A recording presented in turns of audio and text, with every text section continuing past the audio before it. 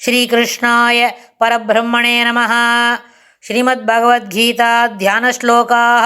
नमोऽस्तु ते व्यासविशालबुद्धे पुल्लारविन्दायत पत्रनेत्र येन त्वया भारततैलपूर्णः प्रज्वालितो ज्ञानमयप्रदीपः प्रपन्नपारिजाताय तोत्रवेत्रैकपाणये ज्ञानमुद्राय कृष्णाय गीतामृतदुहे नमः। सर्वोपनिषदो गावो दोक्ता गोपालनन्दनः पार्थो वत्सत्सुधीर्भोक्ता दुक्तं गीतामृतं महत्। वसुदेवसुतं देवं कंसचाणूरमर्दनं देवकी परमानन्दं कृष्णं वन्दे जगद्गुरुम्। அடுத்தது கர்மசந்நியாச யோகத்தில் 16வது ஸ்லோகம்.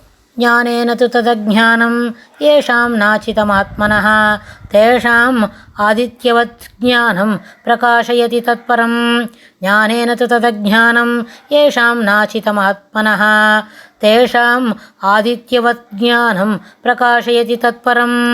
இந்த ஸ்லோகத்தில் பெருமாள் என்ன சொல்கிறாருன்னு கேட்டால், பெருமாள் நம்மளோட புத்திக்கு பின்னாடி நின்று வழிகாட்டுறார் அப்படின்னு போன ஸ்லோகத்தில் நம்ம பார்த்தோம். அதாவது ஒரு கொயவனை போல் தட்டி கொட்டி ஒரு தடவையும் மண்ணை சரி பண்ணி அப்படி பண்ணுறதை காட்டிலும் நம்மளுக்கு பின்னாடி நின்று நம்மளுக்கு வழிகாட்டுறார். நம்மளுடைய உள்ளுணர்வு சொல்கிறத சரியாக கேட்டுக்கணும், அதுபோல் நடந்துக்கணும்னு சொன்னோம். அதுக்கு தொடர்ச்சியாக தூ ஆத்மனஹா ஜானேன ஆத்ம ஜானத்தினால் ஏஷாம் இவர்களுடைய தத் அஜ்ஞானம் அந்த அஜ்ஞானமானது நாசிதம் அழிவுற்றதோ தேஷாம் அவர்களுக்கு ஞானமானது ஆதித்யவத் சூரியனைப் போல பிரகாசமாக தத்பரம் அந்த பரம்பொருளை விளங்கச் செய்கிறது. அதாவது பரம்பொருளை தெரிந்து கொள்ள வேண்டும் அப்படின்னு சொன்னால் யாருக்கு ஞானம் தெளிவு பெறுகிறதோ, ஆத்ம ஞானம் தெளிவு பெறுகின்றதோ, அது மேலே அந்த அஜ்ஞானம் இருக்கே அது அழிவு பெறுகிறதோ, அதற்கப்புறம் என்ன கிடைக்கும்? அவர்களுக்கு ஆதித்யவத்து சூரியனை போல ஒரு கார்த்தால் 6 மணிக்கு சூரியோதயம் அப்படின்னா சூரியோதயம் வந்த உடனே அந்த உலகத்தில் இருக்கிற ஊரில் இருக்கிற இருட்டெல்லாம் சரியாக போகிறது. ஆனால் அடிப்படையில் சூரியனுக்கு உதயமும் இல்லை, அஸ்தமனமும் இல்லை.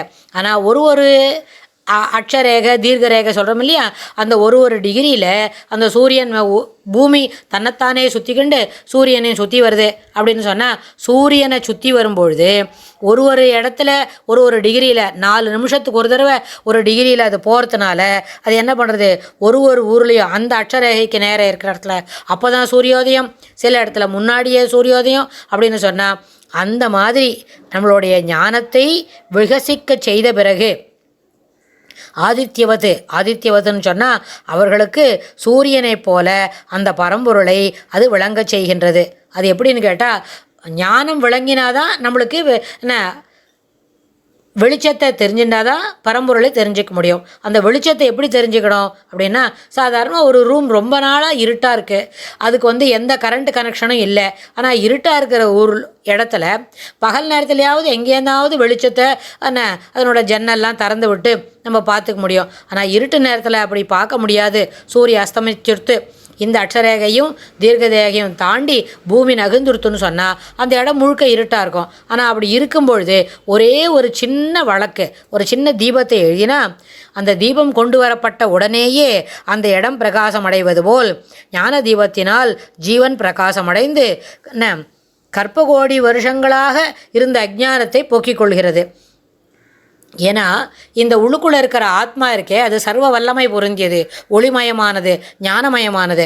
ஆனால் அது என்ன பண்ணுறது, கர்மவசத்தாது இந்த மாதிரி ஒரு சரீரத்தில் மாட்டின்னு இருக்கு. அது பசு பட்சி பிராணி போல் இருந்தாலும், மரம் செடி கொடி போல் இருந்தாலும், இல்லை மனுஷனோட சரீரத்தில் இருந்தாலும் அதுக்கு அந்த கர்மாவை தொலைக்கிறதுக்கு தான் இருக்குது. மனுஷனோட சரீரத்தில் இருந்தால் கூட அதுக்கு நிறைய விஷயங்கள் தெளிவாக புரியணுன்ற அவசியமே இல்லை.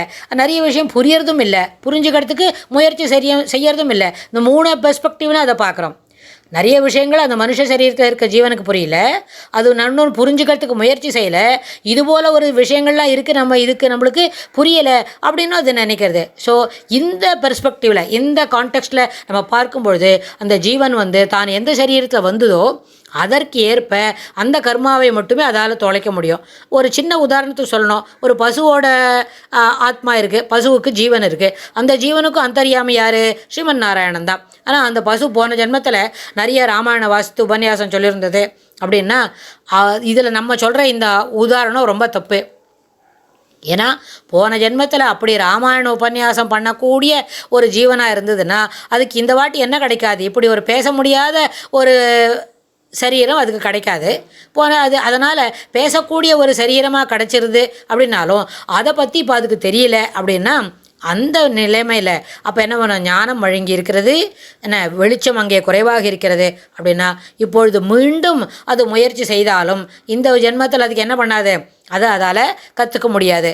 ஆனால் இந்த ஜென்மாவை தாண்டி எடுத்து சிலதெல்லாம் சொல்ல முடியல இல்லையா, முன்னாடி எனக்கு அதெல்லாம் தெரியும், நான் அப்படிலாம் சொல்லிட்டு இருந்தேன் அப்படின்னா அதை பற்றி விவரமாக சொல்லிக்கிறதுக்கு இப்போ அந்த பசுவுக்கு தெரியாது. பசுவாக இருந்தா மனுஷனாகவே இருக்கான், போன ஜென்மத்தில் அவன் பெரிய உபன்யாசகனாக இருந்தான், ஆனால் இந்த ஜென்மத்தில் அவனுக்கு அதை பற்றி எதுவுமே தெரியாது, அந்த ஒரு கனெக்ஷனில் இல்லைன்னாலும் அதுவும் தெரியாது. ஆனால் பெருமாள் என்ன பண்ண மாட்டார், அடுத்த அத்தியாயத்தில் சொல்லி கொடுக்க போகிறார். அதுபோல் பாதியில் சில முயற்சிகளை செய்து விட்டாலும் அவனை தான் எப்படி எடுத்துன்னு போகிறேன், ஸ்ரீமதாம் கேகே யோக பிரஷ்டோபிஜாயத்தே அப்படிலாம் நான் ஆயிடுச்சுன்னு போயிடுவேன் அப்படின்னு சொல்ல போகிறார்.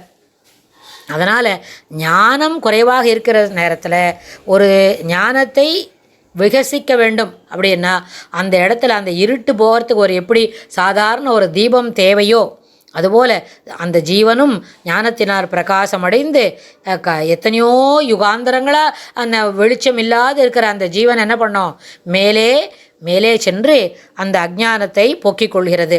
அதனால் இதனோட விவரமாக இன்னும் நம்ம என்ன பண்ணலாம், அடுத்த ஸ்லோகத்தில் ரொம்ப தொடர்ந்து பார்க்கலாம். அடுத்த ஸ்லோகத்தில் பெருமாள் என்ன சொல்லி கொடுக்குறாருன்னு நம்ம தெரிஞ்சுக்க முயற்சி செய்வோம். ஸ்ரீ கிருஷ்ணாய துப்யம் நமஹ.